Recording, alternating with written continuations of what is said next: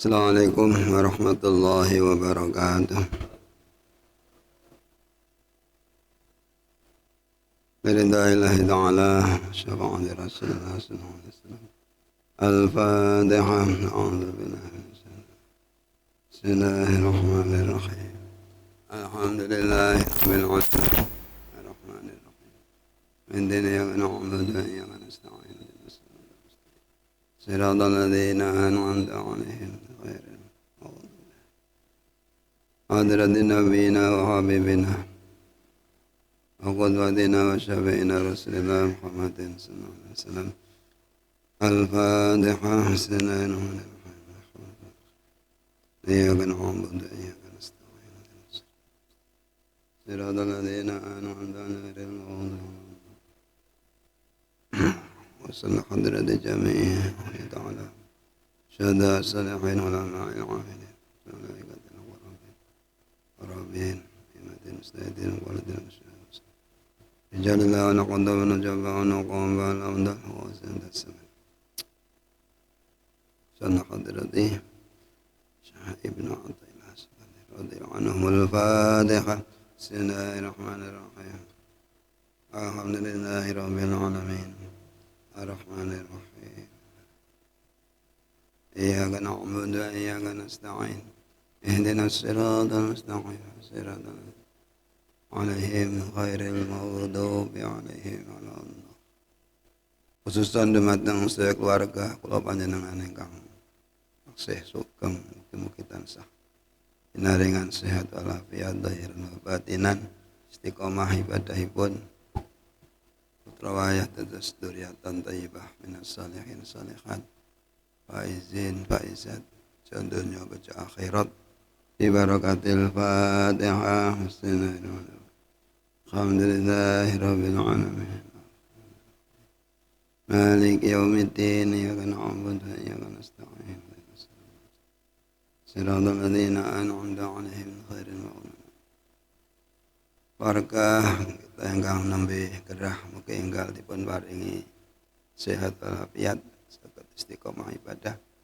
Ingkang sampun wonten alam kubur mugi tansah pinaringan maghfirah lan rahmat minallah. Al-Fatihah. Bismillahirrahmanirrahim. Alhamdulillahirabbil alamin. Iyyaka na'budu wa nasta'in. Shiratal ladzina an'amta 'alaihim ghairil maghdubi 'alaihim ولا يصلي وسلم دائما أبدا كخير الخلق كلهم والحبيب الذي شفاعته لكل هول من الأول مقتحم يا رب بالمصطفى بلغ مقاصدنا واغفر لنا ما مضى يا واسع الغفران يا أرحم الراحمين يا أرحم الراحمين يا أرحم الراحمين فرج على المسلمين. Bismillahirrahmanirrahim. Alhamdulillahirabbil alamin. Wa bihi nasta'inu ala umuri dunya waddin. Salatu wassalamu ala asyrafil mursalin Sayyidina Muhammadin khatamin nabiyyin wa ala alihi wa sahbihi ajma'in. Amma ba'd. Bengkok kurang cilik. Ma'asyiral muslimin rahimakumullah, Bapak Ibu hadirin hadirat ingkang mugi tansah dipun rahmati dening Allah Subhanahu wa taala. Monggo kita aturaken raos syukur dhateng Allah biqauli alhamdulillahirabbil alamin. Alhamdulillahirabbil alamin. Alhamdulillahirabbil alamin. Salajengipun monggo kita dherekaken dawuhipun Bae Musonep gayuk-gayuk tuna. Tuna-tuna gayuk. Gayuk-gayuk tuna basar. Mbane ya kudu ra teka tapi di tekak-tekakne, kudu gak paham tapi muga-muga dipahamaken. Kudu gak iso mbane muga-muga ya disakne. Gayuk-gayuk tuna bahasane wong Jawa. Bismillahirrahmanirrahim. Aurada alaikal warid, nekaaken Gusti Allah marang sira alwarida ing ilmu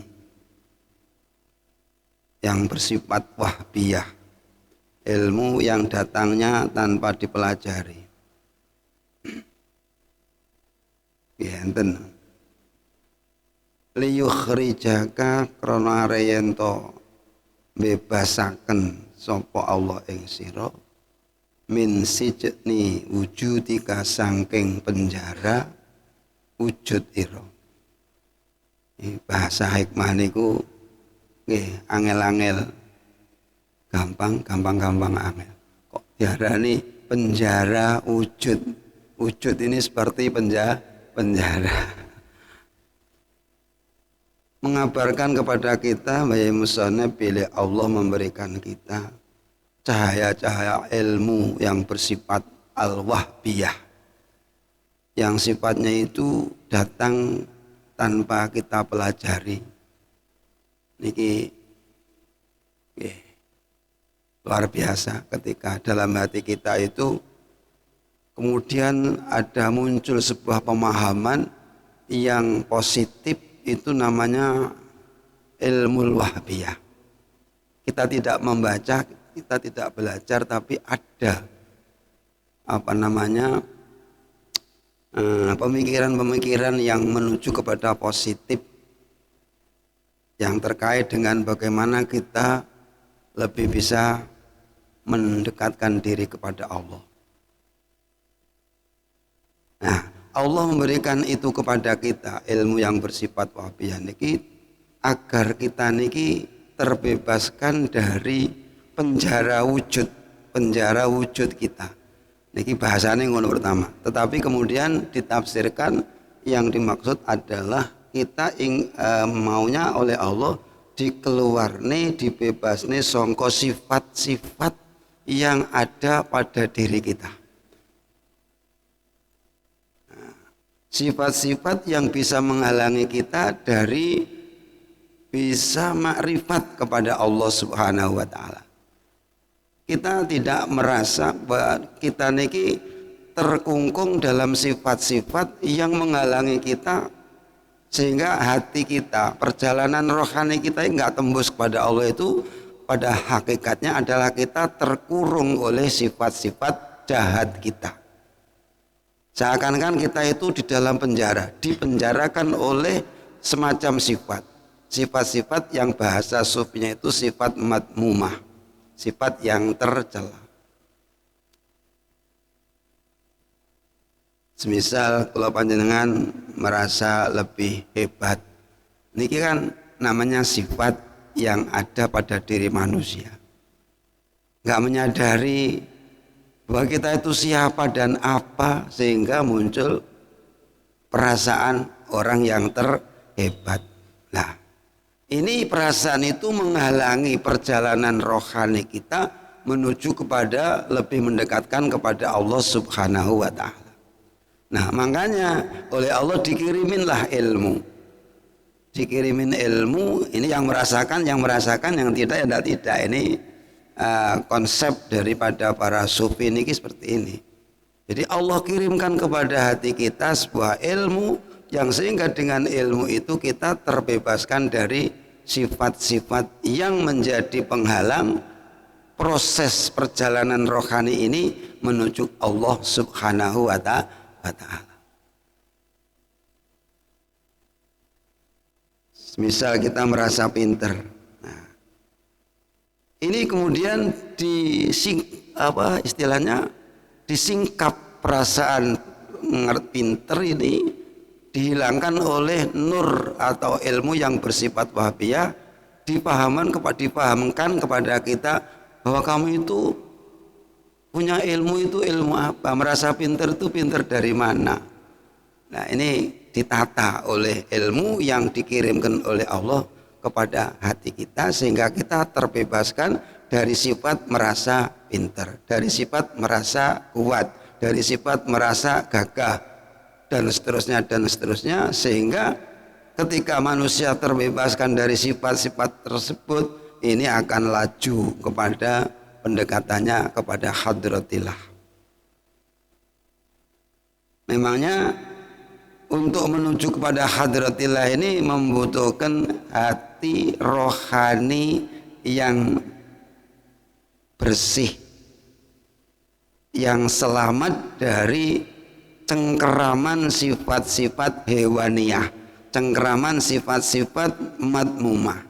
Nah, sementara ini kita nggak terasa kalau kita itu dicengkeram, dibondo, diikat oleh sifat-sifat yang tercela.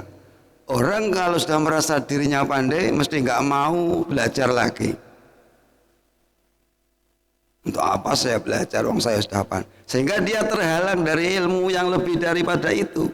Karena apa? Dibelenggu oleh sifat perasaan merasa lebih mengerti. Orang kalau sudah merasa lebih mengerti, mesti cenderung nggak mau mencari tambah, cenderung nggak mau belajar, cenderung nggak mau mencari ilmu yang lebih daripada itu, karena menganggap dirinya sudah cukup dengan ilmu yang dia miliki. Ini artinya mereka terbelenggu dengan sifat perasaan sudah ngerti tadi itu. Nah, ini kalau kemudian kirimkan kepada dia, pada kita semacam ilmu wahbiyah, kita akan paham, oh masih banyak ilmu-ilmu yang belum kita mengerti, nyadarin. Nah, sehingga dengan kesadaran itu kita kemudian berangkat untuk bisa nambah ilmu lagi, karena difahamkan oleh Allah bahwa kamu itu wa ma utitu minal ilmi illa qalila. Kamu itu hanya diberi ilmu dikit aja kok kamu melintih gitu. Nah, ketika nyadarin yang kamu miliki ilmu itu hanya sedikit, toh itu juga bukan ilmu sendiri, ilmumu sendiri, bahkan ilmu kiriman dari Allah, dan kita sadar bahwa itu hanya sedikit, maka mesti ada kesemangatan untuk bisa menambah ilmu yang lebih sempurna lagi. Ketika manusia terkungkung di dalam sifat kesombongan, rasanya dunia itu tidak ada selain saya. Tidak ada yang paling hebat selain orang-orang itu apa. Sehingga potongan yang sing niki omongannya ya banter, ya gampang mojokne kancane, gampang maitu kancane, gampang pokoknya gampang sing gak enak. Karena apa? Didorong oleh sifat kesombongan. Tapi ketika kemudian diberikan Allah kepahaman bahwa yang boleh sombong itu hanya Allah, al-kibriya uridai, sifat keagungan itu hanya pakaian saya, tidak boleh direbut oleh siapapun. Kalau berani-berani merebut keagungan saya, pakaian keagungan saya, itu melawan saya. Nah, ketika paham dengan pemahaman seperti itu, maka tentu akan runtuhlah sifat kesombongan ini. Nah, ini ngerti ning ngono ki lho, mergo diparingi ilmu karo Gusti Allah. Namanya innama auradaka iki wau alaikal warid liyukhrijak, bahwa Allah mendatangkan ilmu. Nggih kula mboten ngertos jenengan niku meneng-meneng untuk ilmu-ilmu sing hebat-hebat, aku ya ora ngerti, itu urusan jenengan kali Gusti Allah. Saya enggak tahu yang diberikan Allah kepada jenengan itu ilmu bagaimana, saya enggak tahu. Yang jelas ilmu yang disampaikan Allah dengan jenengan itu manfaat untuk membebaskan kita dari cengkeraman sifat-sifat madmumah yang mendominasi hati manusia. Sementara kadang-kadang kalau jenengan kan nggak terasa kalau terdominasi dengan sifat-sifat yang nggak benar, sifat-sifat sing memang itu tidak patut dimiliki seorang hamba yang sehina kita. Mau nyombong kalau yang disombongkan apa gitu? Mau sombong disombongkan apa? Mau merasa lebih alim yang diketahui itu lo apa? Kadang-kadang menungso saya sik kalah karo pitik. Jenengan gak paham kalah karo pitik. Iso pitik itu iso deteksi ki engko udan engko suwi apa sedelok. Pitik ngerti, aku tahu diomongi ae. Udan engko suwi gak deres apa deres tapi diluk niku pitik ngerti. Kadang-kadang kita juga hanya ramal-ramal, tapi kalau pitik sudah menentukan sikap, Jenengan yang wasi pitik pas udan-udan kok panggang ngeluyu oleh golek pakanan. Dia itu instingnya ayam itu tahu bahwa hujan ini lama. Kalau aku nggak nekat golek panganan, aku nguluwe. Mergo udane suwi. Jirene pitik ngono kuwi. Tapi kalau begitu terus pitik kok ngiyup, oh itu bisa diprediksi hujan ini hanya sebentar sehingga pitik itu ngiyup sih ngeles terang golek panganane. Kuwi ilmune pitik. Awake dhewe paling ya ora ngerti nek ngono kuwi.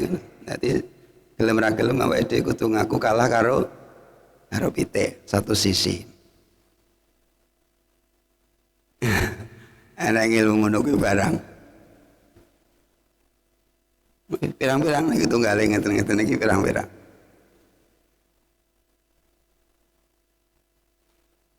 Sampai ada cerita itu yang sering juga saya sampaikan, seekor semut bisa menerawang sesuatu yang akan terjadi masa depan.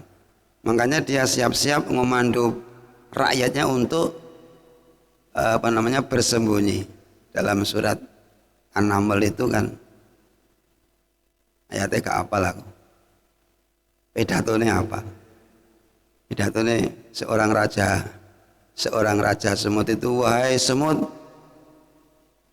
cepat-cepat kamu masuk di dalam perlindungan kamu, nanti biar tidak diinjak-injak oleh Nabi Sulaiman. Karena sebentar lagi rombongan Nabi Sulaiman akan melalui jalan ini, jalan rumahnya semut. Nanti kalau kamu nggak segera berlindung, kamu akan mati titik-titik karo rombongannya Sulaiman. Loh, semut ngerti, ya antisipasi. Manusia gak ngerti kapan gunung meledas, itu kan gak ngerti ya. Hanya mungkin siaga 1, siaga 2, tapi dengir gak ngerti. Kadang lengah, kon balik kabeh balik meledos. Semut tahu nanti akan ada bencana. Nah, ada bencana. Nah, melihat dari situ betapa bodoh kita kalau dibanding dengan hewan-hewan seperti itu. Nah, makanya kita nggak patut. Dengan mengerti seperti itu, maka rasa kesombongan, rasa merasa ngerti itu akan terkikis.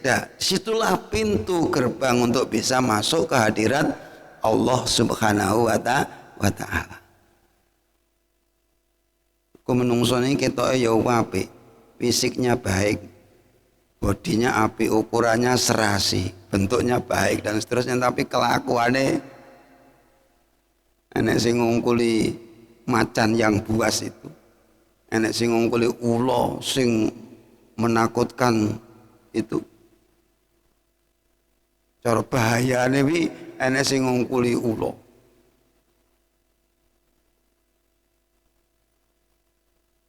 Mereka nek ulo ra doyan wong kadang-kadang, tapi nek wong kadang-kadang doyan ulo. Subhanallah. Jadi ketika kita berpikir itu siapa saya, apakah saya, itu hanya sebutir dari asar dari sifat kodrat dan iradahnya Allah Subhanahu wa Ta'ala. Allah berikan kepada kita ilmu, alhamdulillah, ini ilmu yang kita tidak minta dan juga tidak kita pelajari, tetapi bukan itu tumbuh sendiri. Jangan mengatakan itu semacam ilmu yang muncul dari hati saya sendiri, dari kreativitas saya sendiri. Jangan, itu terlalu egois. Kok mengatakan itu dari saya sendiri, pikiran saya sendiri, gombal, mikir ragotak. Harus kita katakan itu adalah merupakan ilham dari Allah Subhanahu wa Ta'ala, petunjuk dari Allah Subhanahu wa Ta'ala. Tadi saya membaca, ya ini wa ma bi ni'mati rabbika fahadits. Ketika ada seorang pendeta Saifuddin yang minta supaya Menteri Agama menghapus ayat-ayat dalam Al-Quran yang dinilai itu sebagai inspirasi bagi mereka yang radikal, itu dihapus saja. Dihapus saja itu. 300 ayat suruh ngapus. Ini saya kemudian berpikir, oh kok ya enek tenan. Kalau dulu pada zaman kanjeng Nabi itu sudah ada orang-orang kafir yang minta supaya ayat-ayat ini dihapus.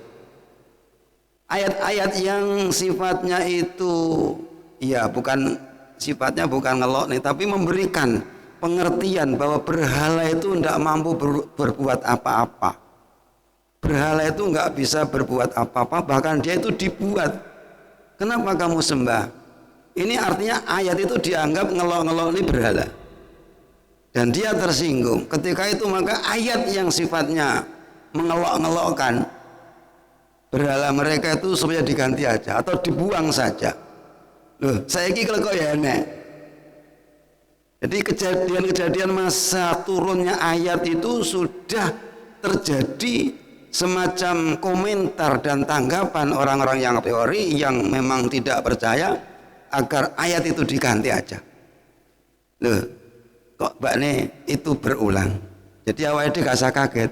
Wis kelakuane wong zaman biyen tetap ada saja. Jadi ispen sauni-uni ini masih muni-muni ora mungkin diganti.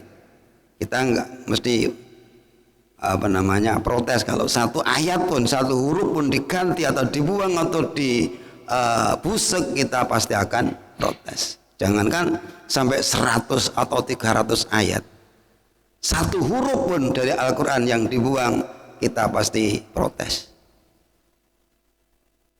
Tapi artinya enek begitu loh, enek wong sing ngono. Lah ini saya di antara adalah di 300 ayat itu ada yang mengatakan atau yang terkutip wa qatilul ladzina yuqatilunakum wala ta'tadu.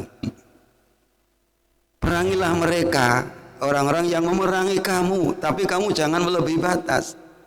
Lah aku mikir, lah kalau ayat-ayat perang begini ini suruh ngilangin, kalau kita diperangi, mau merangi ya, cari ayatnya kan tidak ada. Paham? Jadi kalau ayat perang itu kemudian disuruh ngilangi biar tidak menimbulkan radikalisme, terorisme, lah iya nek pas aman-aman, tapi nek pas awal diperangi arep merangi dalilnya apa itu? Nah, berarti jawabannya seperti itu. Kalau itu dibuang, berarti kita nanti kalau mungkin ada terjadi sebuah peperangan, kita mau perang itu nggak punya dalil, sehingga berarti ilegal, perangnya itu ilegal. Karena apa?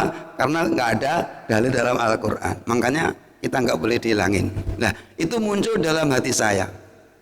Ini saya anggap itu ya bukan kegedean rumangsa murah itu.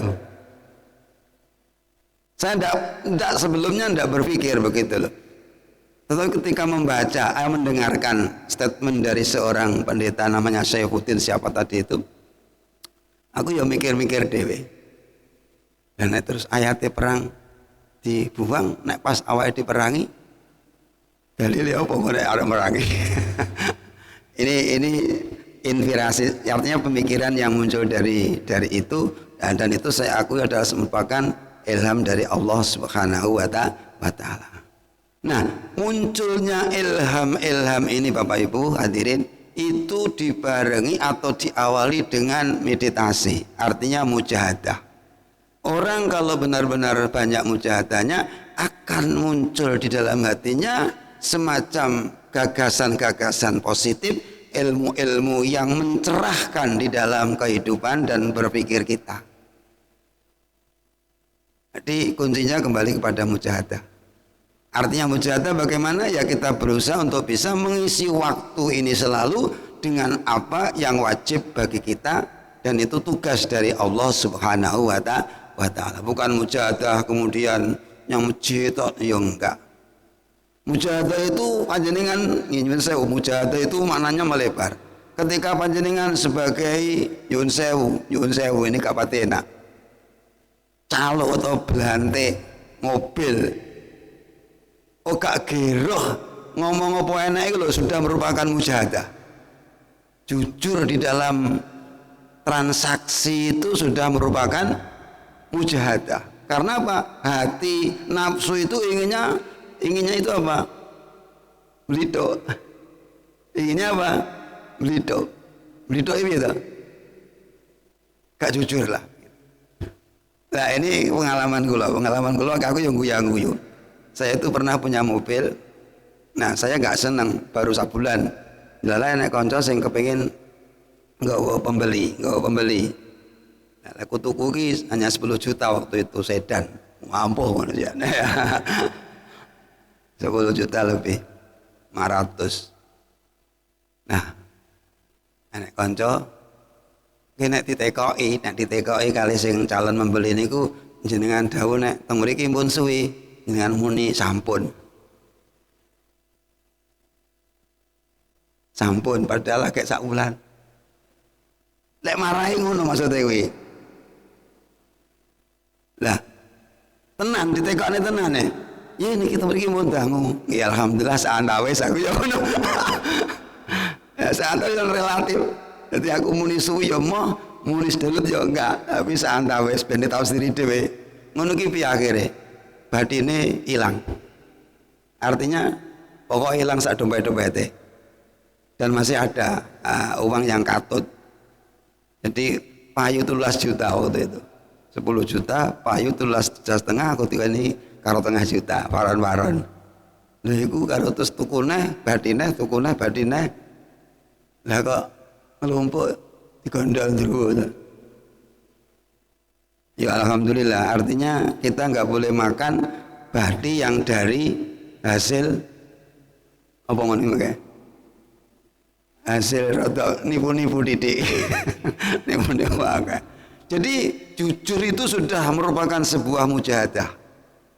Sehingga Rasulullah mengatakan at-tajir as-shadiq yuhsyaru ma'an nabiyyin yaumil qiyamah. Nah, sitikin. Pedagang yang jujur itu akan dikumpulkan bersama orang-orang yang jujur di hari kiamat. Yang jujur siapa? Ya orang-orang yang bagus-bagus. Nah, artinya apa? Jujur itu sudah merupakan bentuk mujahadah. Gitu. Kalau sudah begitu jujur, nanti akan datang ilham-ilham positif dari Allah Subhanahu wa Ta'ala yang membebaskan kita dari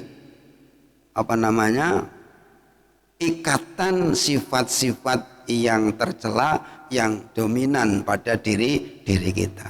Mudah-mudahan kula jenengan selalu ditunjukkan Allah ilmu sehingga nanti kita bisa terbebaskan dari sifat-sifat kula jenengan sedaya yang mengungkung datang kula jenengan sehingga kita nggak bisa bergerak untuk perjalanan rohani kita menuju Allah Subhanahu wa Ta'ala. Makatan mungkin manfaat maslahah fid dunya wal akhirah.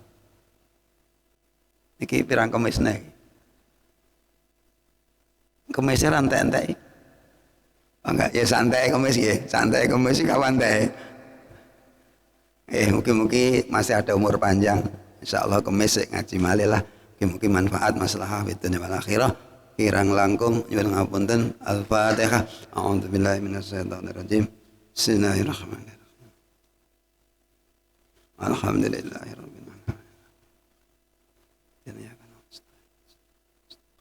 Siratal ladzina